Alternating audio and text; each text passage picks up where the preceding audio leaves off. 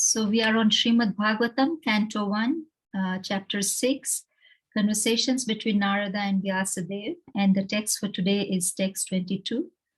Shashwin, are you able to recite the text, please? We start with Om Namo Bhagavate. Hare Krishna. Om Namo Bhagavate Vasudevaya. Om Namo Bhagavate Vasudevaya.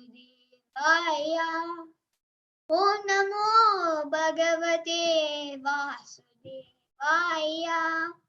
Narayanam Namaskrityam Naram Chaiva Narottamam Devim Saraswatim Vyasam Tato Jayamudirayet. Nashtaprayesvabhadreshu Nityam Bhagavata Sevaya Bhagavatyuttama Shloket Bhaktir Bhavati Naistiki. Hari Sakrudya Darsitam Rupam Etat Kamayate naga matkamaha sana kaisadu sarvan munshati hrichayan. Hare Krishna. Thank you very much, Shashwin, for the wonderful recital of the Mangalacharan and the text 22. We hand over to you, Prabhuji. Hare Krishna. Hare Krishna. So, just read the translation in purple. O virtuous one, you have only once seen my person, and this is just to increase your desire for me. Because the more you hanker for me, the more you will be freed from all material desires. Purple. By His Divine Grace, A. Bhaktivedanta Swami Srila. A living being cannot be vacant of desires. He is not a dead stone. He must be working, thinking, feeling, and willing. But when he thinks, feels, and wills materially, he becomes entangled. And conversely, when he thinks, feels, and wills for the service of the Lord, he becomes gradually freed from all entanglement. The more a person is engaged in the transcendental loving service of the Lord, the more he acquires a hankering for it. That is the transcendental nature of godly service. Material service has satiation, whereas spiritual service of the Lord has neither satiation nor end. One can go on increasing his hankerings for the loving transcendental service of the Lord, and yet he will not find satiation or end.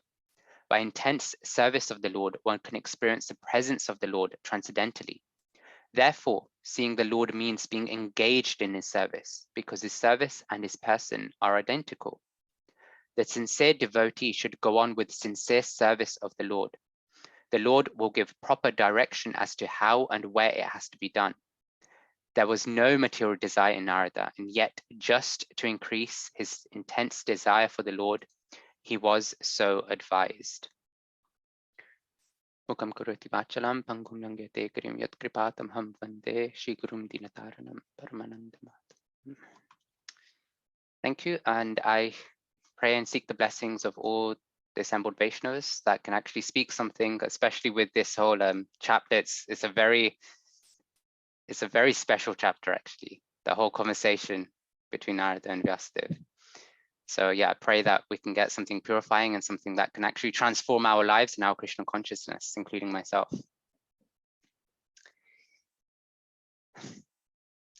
Smeram bhangitarya parichitam sachi vistirna drishtim from shinyastadhara kishalayam ujvalam chandrakena govindakhyam haritanumita keshitirthopakanthe ma prekshishthastava yadi sakhe bandhu sange stirangaye.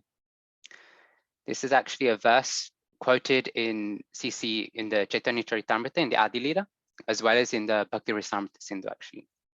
So the translation: my dear friend, if you are indeed attached to your worldly friends, do not look at the smiling face of Lord Govinda as he stands on the bank of the Yamuna at Keshi Ghat. Casting sidelong glances, he places his flute to his lips, which seem like newly blossomed twigs. His transcendental body, bending in 3 places, appears very bright in the moonlight. Such a beautiful description of Krishna, no? Such a beautiful description. And yet, how does Rupa Goswami start off the verse? My dear friend, if you are indeed attached to your worldly friends, do not look at the smiling face of Lord Govinda, right? Now, why would Rupa Goswami do such a thing, right? So the import of this verse is actually described in the Nectar of Devotion, right? It's that one must see the form of Govinda if one at all wants to forget the nonsense of material friendship, love, and society. And then in the purport of the verse, according to the Chaitanya Charitamrita, Prabhupada references a great learned poet, right, Vidyapati, who calls all the pleasures derived from friendship, society, and family life in the material world to be like a drop of water, right? But our hearts desire pleasures like an ocean. So it's not that there's no enjoyment in the material world. There's no enjoyment in the material world relationships. But comparatively speaking, right, our hearts desire an ocean, but all the relationships of the material world give us are just drops of water, right? Such a minute quantity, so minute that actually we can say that it has no value, has practically no value. And Prabhupada also says then in the purport, in this verse, Rupa Goswami indicates that if one wants to be satisfied in the pleasure of society, friendship, and love, he need not seek shelter of the lotus feet of Govinda. For if one takes shelter under his lotus feet, he will forget that minute quantity of so-called pleasure. One who is not satisfied with that so-called pleasure may seek the lotus feet of Govinda, who stands on the shore of the Yamuna at Keshi Tirtha or Keshi Ghat in Vrindavan and attracts all the gopis to his transcendental loving service. So the ocean of pleasure that our hearts desire is found at the lotus feet of Lord Govinda, actually, right? Now, why am I mentioning this? Like this verse is on conversation between Narada Muni and Vyasadeva, and yet I'm going on about Rupa Goswami and his talks of not looking at Govinda, right? The reason is that today's verse, right, in today's verse, what is the Lord telling Narada Muni, right? He gave darshan briefly, but just to increase Narada's hankering for him, just to increase the hankering for that ocean of pleasure, and just to make him free of material desires, right? That's the reason why the Lord gave him darshan. So the Lord actually gave Narada Muni a taste, we can say, of that transcendental, that ocean of pleasure. So much so that he would chase after that ocean instead of chasing after the drops of water. And isn't that somewhat our situation in a way? As devotees, we somehow came into the contact of and the association of devotees. And slowly but surely we're getting attracted towards Krishna, his name, his form, his qualities, his pastimes. And we're developing such a taste for that oceanic pleasures that bit by bit, some of us more than others, we're losing that taste for the drops of water, for that material desire that we have, or material desires even. Now, I've been reading Canto 10 recently as well. So this verse of today also reminds me of other pastimes related to Krishna in Canto 10, where Krishna has left Vrindavan. And what happens to the Vrajvasis, right? They're in complete distress. They're in complete misery at that separation. And at some point, Krishna sends Uddhava to Vrindavan to go like pacify them, like just try and help relieve them from their distress. My parents, the gopis, just try and help them. And actually Uddhava looks exactly like Krishna. They're intimate friends, they're cousins, and Uddhava looks exactly like Krishna. So what happens when Uddhava gets there? He sees that all the Vrajvasis are actually completely absorbed. What they're absorbed in? They're completely absorbed in chanting and singing about Krishna and Balaram. This is after Krishna and Balaram have left Vrindavan for many, many years. They're still completely absorbed in singing and chanting about them. And when Uddhava goes to Nand Maharaj, for example, right, Krishna's father, Nand Maharaj is asking questions like, oh, does Krishna still remember us? Is he planning to come back? Right? And just after asking a few questions, overwhelmed by love, he just falls silent out of anxiety.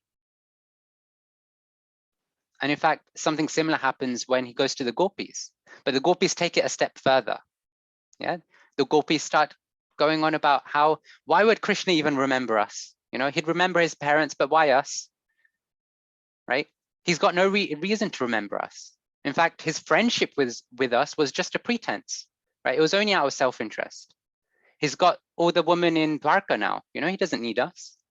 And one gopi in particular, right? Srimati Radharani, as we can guess, she calls him a cheetah, you know, she calls him a cheetah.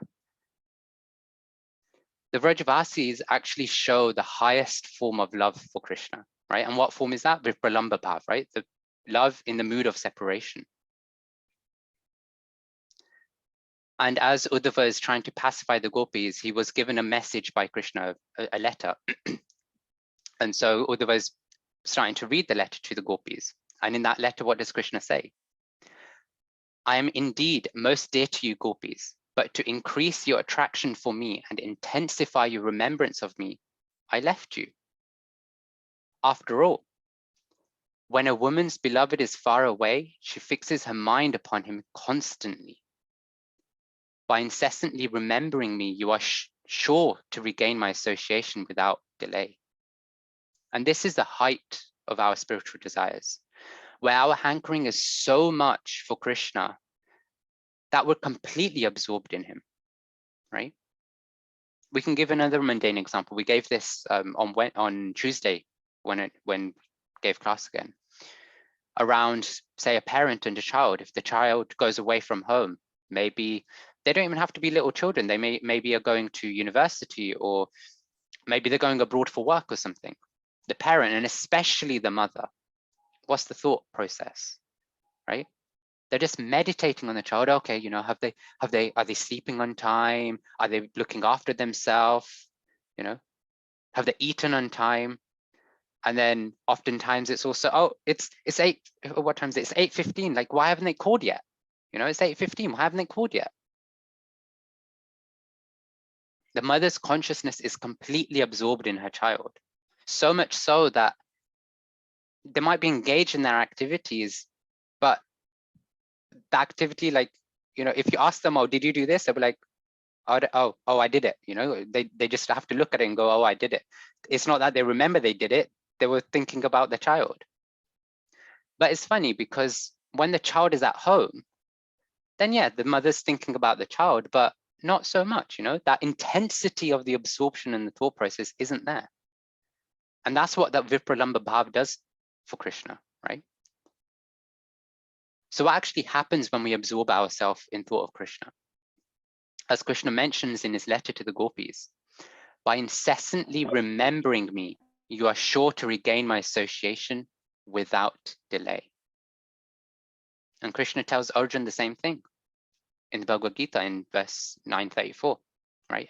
As well as in 1865.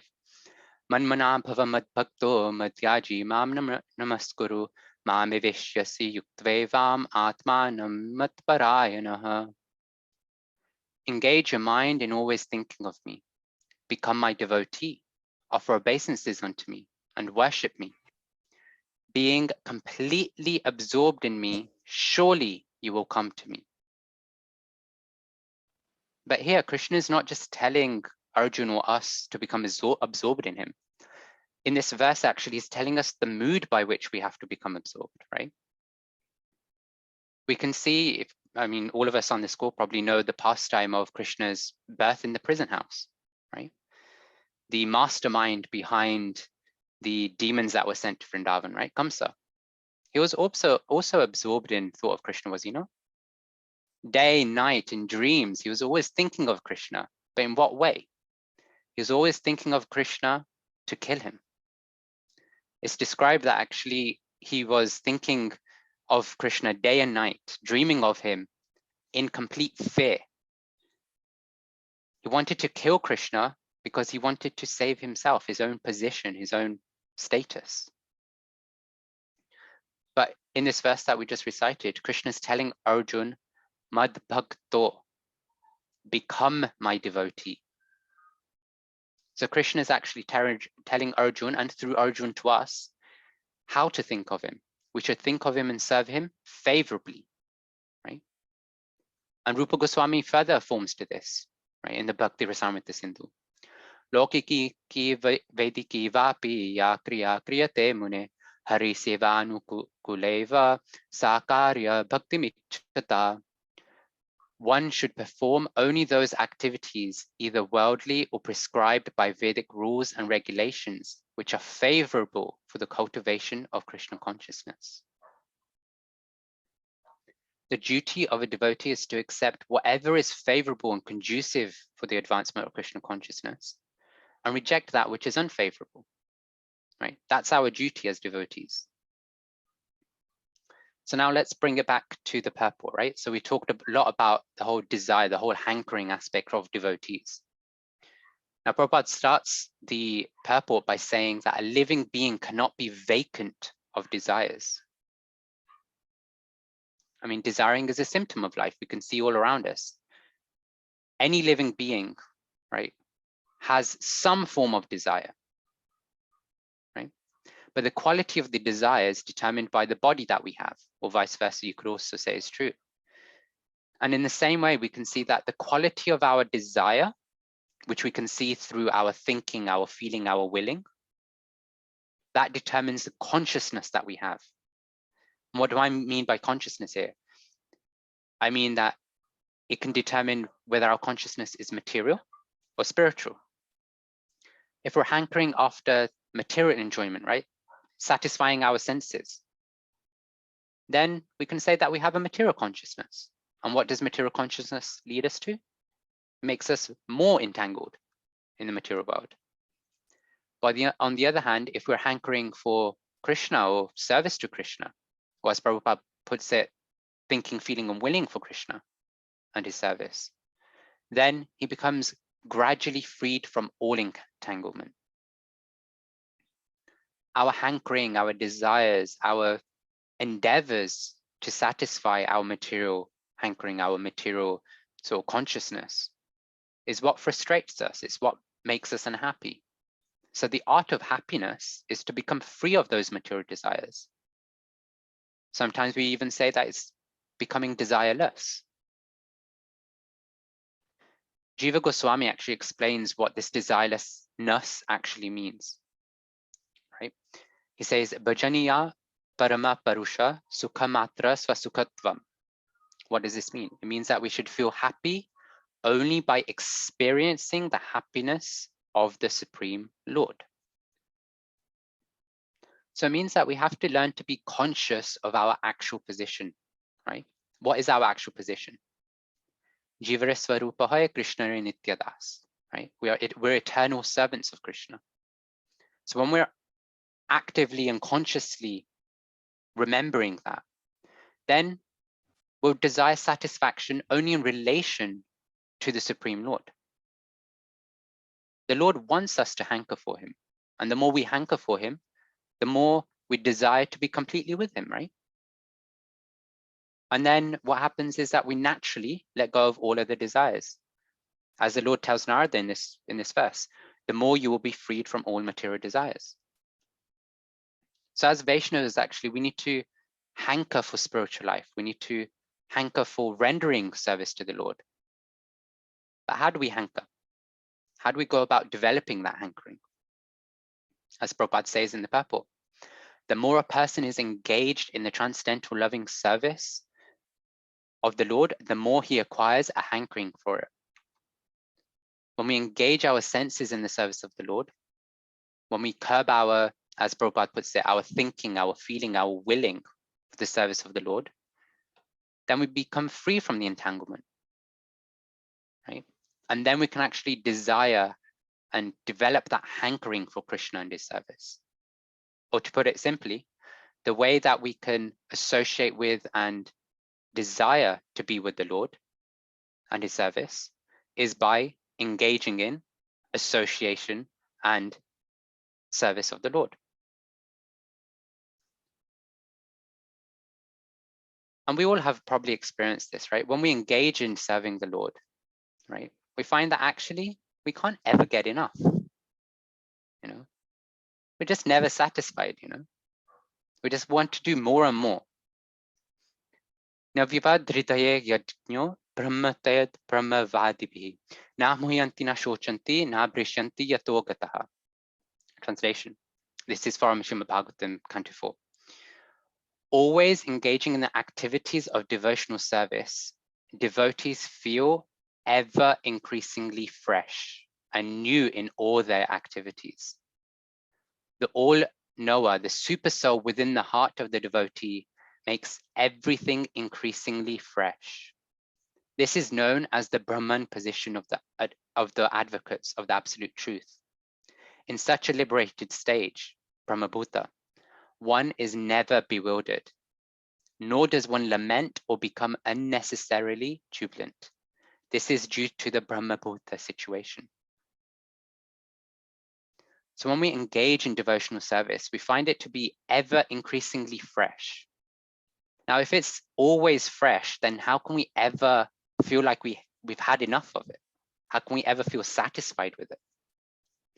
And we can actually practically experience this, right? So I think most of us have either come from, like, most of us are probably not born in Krishna conscious families, or even if we have, we probably have engaged in some sort of like listening to music or songs from the material sort of comic sort of world before. We might have a favorite song, you know, maybe some lyrics are kind of coming back to your mind right now, you know. And now let's think about it, right?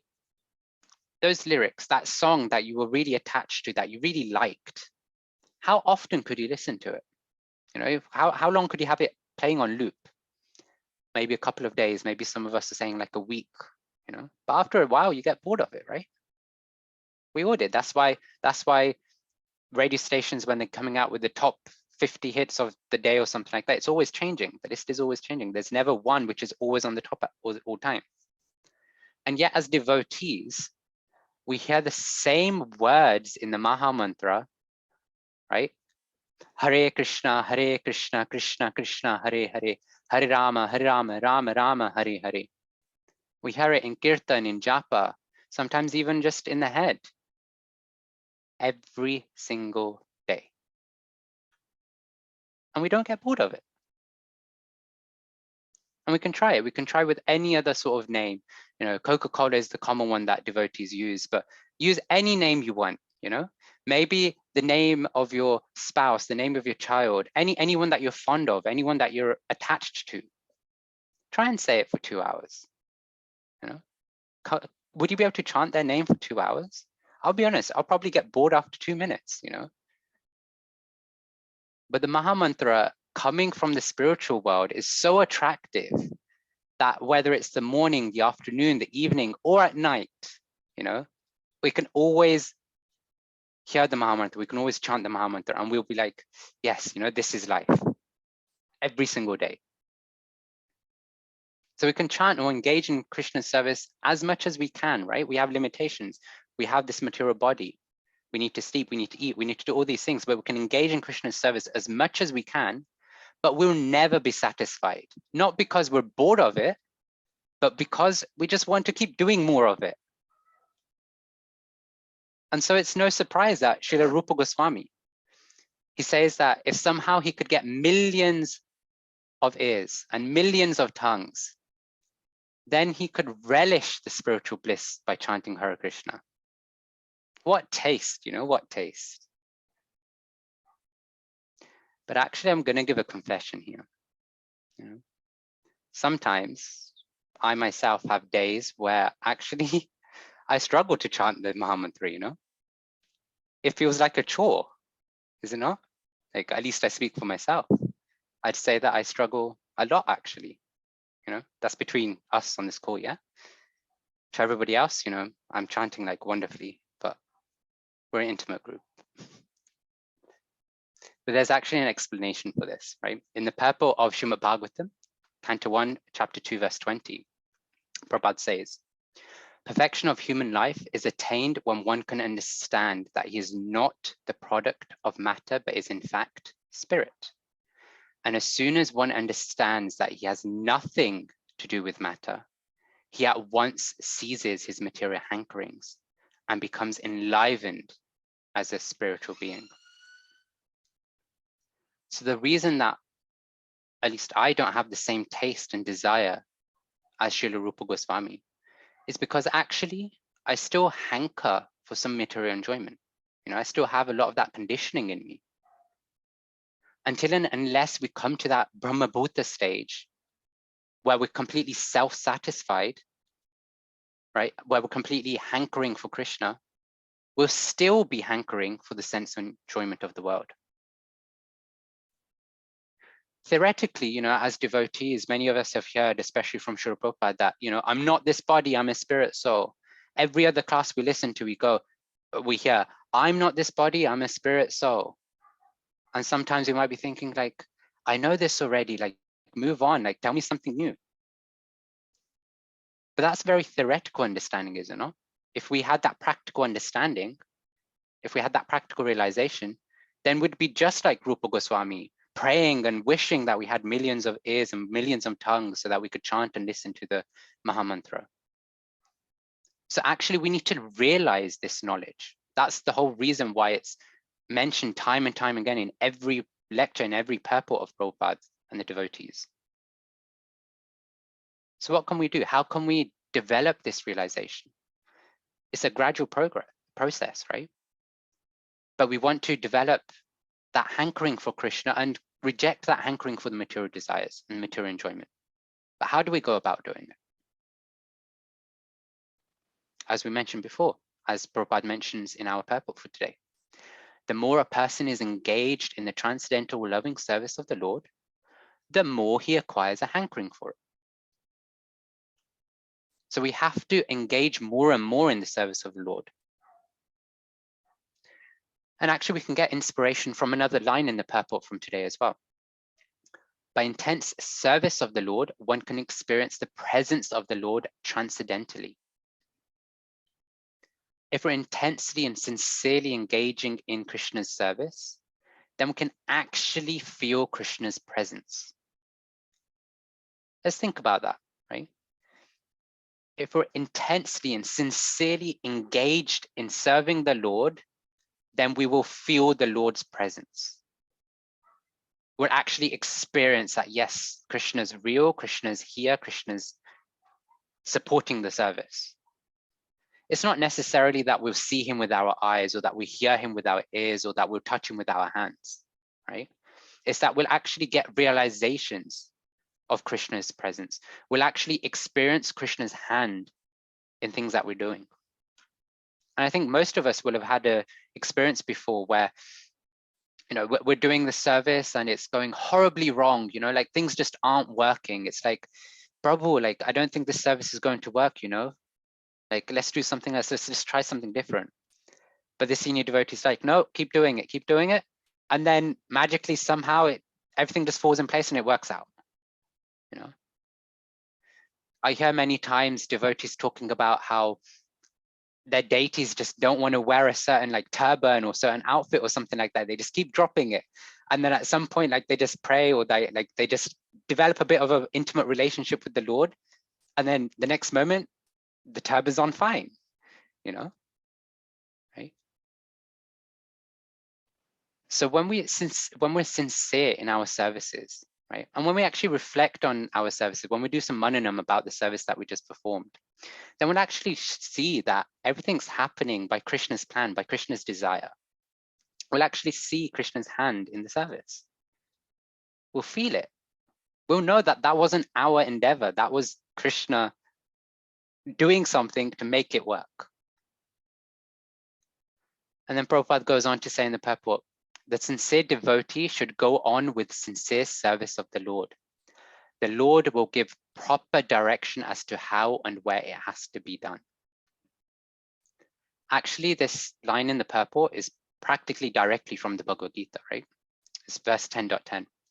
Tesham satata yuktanam bhajatam priti purvakam dadami buddhi yogam tam yena mam upayanti te. Translation. To those who are constantly devoted to serving me with love, I give the understanding by which they can come to me. You can see it's practically one and the same.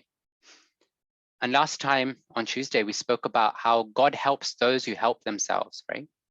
So if we're sincerely engaging in the service of the Lord, then where's the question that Krishna won't help us, right? I mean, he says it right here, right? I give the understanding by which they can come to me. And Prabhupada's also saying that in the purport, the Lord will give proper direction. In the purport of the Bhagavad Gita 10.10, Prabhupada actually elaborates on how we can engage in serving the Lord such that the Lord helps us, right? He's giving us a insider's tip, I guess we could say, right? A person may have a bona fide spiritual master. You know, that could be we're an initiated devotees, or it could be, you know, Prabhupada himself, and may be attached to a spiritual organization such as ISKCON. But if he is still not intelligent enough to make progress, then Krishna from within gives him instructions so that he may ultimately come to him without difficulty. The qualification is that a person always engage himself in Krishna consciousness and with love and devotion render all kinds of services. He should perform some sort of work for Krishna, and that work should be with love. If a devotee is not intelligent enough to make progress on the path of self-realization, but is sincere and devoted to the activities of devotional service, the Lord gives him a chance to make progress and ultimately attain to him. Now, what's that insider tip, that insider piece of information that Prabhupada's given us? Is that we must engage in Krishna's work with love, right? Now we might say, oh, the gopis, they were with Krishna. Oh, the Vrajvasis, they also had the association of Krishna. They also saw Krishna. The Dwarkavasis, they also saw Krishna and they stayed with Krishna. And here we see in the chapter of today, Narada had darshan of Krishna, you know, so he was able to see Krishna. So it's easy for them to actually love and hanker for Krishna, you know. Krishna looks so beautiful. I haven't seen, but they've seen. So how can we develop that love? How can we have that love and hankering, right?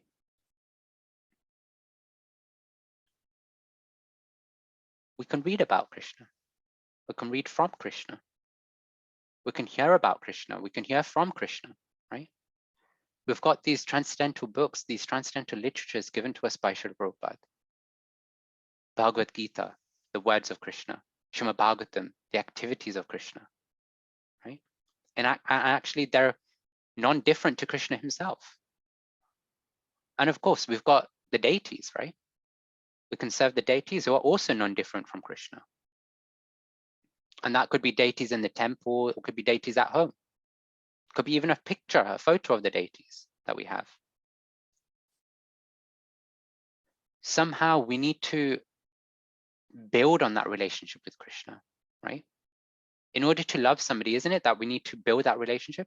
Like in the olden days, there used to be a concept of arranged marriages. I mean, it still happens now, especially in ISKCON and stuff. But what is an arranged marriage? Okay, boy and girl, they most of the time they don't even know each other, and if they do, then they've probably just seen each other once or twice, and you know the parents got them married.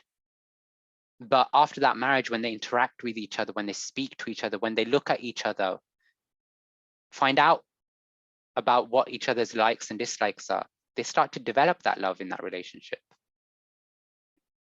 So somehow we need to interact with Krishna. We need to get to know Krishna.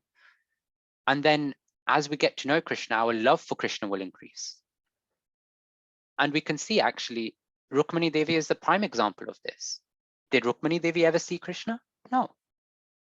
But just by hearing about Krishna from all the other citizens, right? Just by thinking about Krishna and like the descriptions that everybody was giving her about Krishna, she developed such a deep hankering for him that she desired that nobody else should be my husband but you, Krishna. And we can see that's exactly what Krishna wants from Narada Muni as well. Developing such a deep attachment, such a deep desire to attain Krishna, to such a degree that Narada Muni doesn't desire to have anybody or have anything else, you know? That's what Krishna wants. But remember, my dear friend, if you're indeed attached to the worldly friends, do not look at the smiling face of Lord Govinda. So even though we're devotees, if for some reason we want to continue the cycle of birth and death, we want to continue experiencing the threefold miseries of the world, then don't turn to Krishna, you know? Save yourself the hassle, don't turn to him. But on the other hand, if you want to be eternally blissful, just turn to that smiling face of Lord Govinda. Hare Krishna. We can open up for questions, comments, corrections, feedback.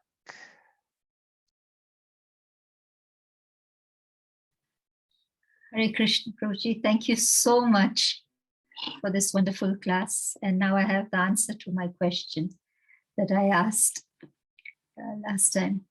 Are there any comments or questions?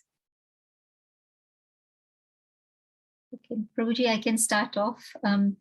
Prabhuji, the hankering is more dear to devotees, or is given more importance than actually being with Krishna. So should we just, so when we go to Godhead, when we go and associate with Krishna up there in Golok Vrindavan, we will be with him, and at that time we will not hanker. So then isn't it better that we are here and we should be hankering for him?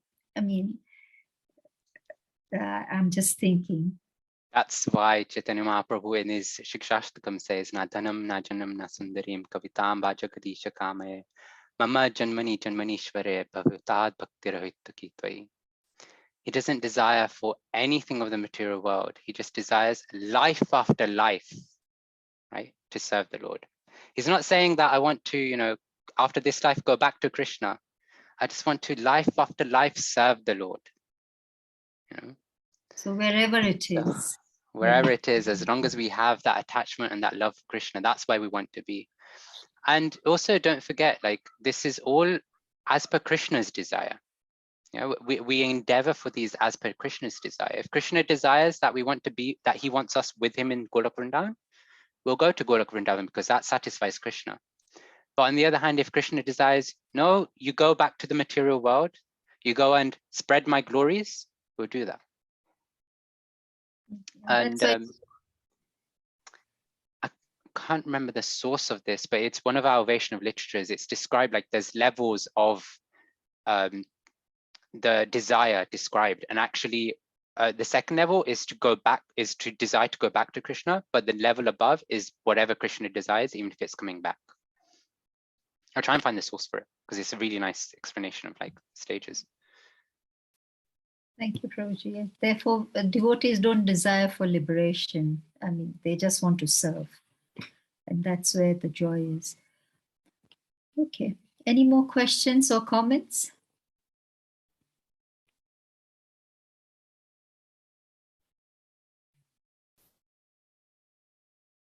I think everybody is just... I've got a question for everyone then.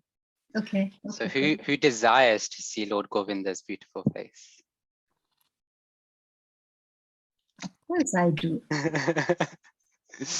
I think Srila Rupa Goswami was using negative psychology by saying, don't desire to look at his face. I mean, sometimes when you don't want a child, when you want a child to do something, you will say, don't do this. And you know he's going to do it. So I think there's a message there. He says that leave your friends, material friends, and look at Krishna. I mean, this is just my understanding, Prabhuji. Yeah, no, he's absolutely using negative psychology there. Because he's telling us that it's something higher than your material relationships. So if you want to maintain your material relationships, don't go to something higher. That's why we have this concept of higher taste. If you want a higher taste, you'll naturally let go of lower tastes. But if you want to keep holding on to the lower tastes, then you won't ever engage in higher tastes because you'll lose the lower taste. It's just a beautiful description, so I had to put it in. Yeah, thank you. Yes, Prabhuji, I agree. And I'm sure the devotees also feel that. Which verse is it from CC, Prabhuji?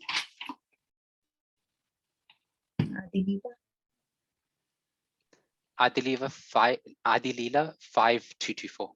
So chapter 5, verse 224. Thank you very much, Prabhuji. Any more questions or comments? I think it being a Friday, everybody is just relaxing and taking in all the nectar that you've just distributed. But I'd like to acknowledge the presence of Mayuri K and the new devotees that have joined this group. So thank you very much for joining this group. We meet every day at the same time. We had acknowledged Lala Gopala Dasi last time. And thank you again for joining in. We can welcome Mayuri Matji. Thank you for joining in. Let us chant 3 Hari Bols to welcome her. Hari Bol, Hari Bol, Hari Bol, Hari Bol. Thank you very much, Mataji, for joining us. Any more questions or comments?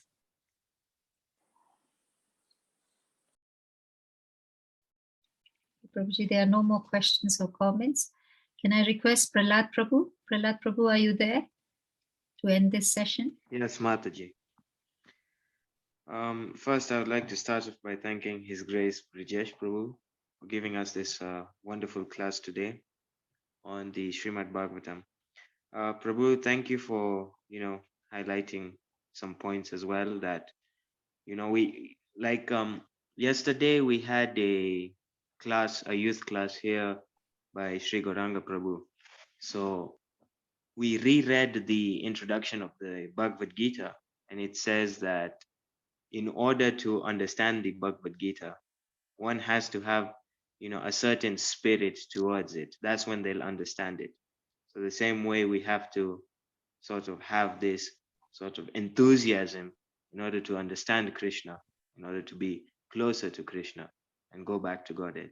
So thank you, Prabhu, for this wonderful class. And I would also like to thank the devotees for taking some time out of their busy schedule and joining in to listen for at least, it's 45 minutes. So thank you for listening to Brijesh Prabhu. And and hopefully you join us every day for these sessions.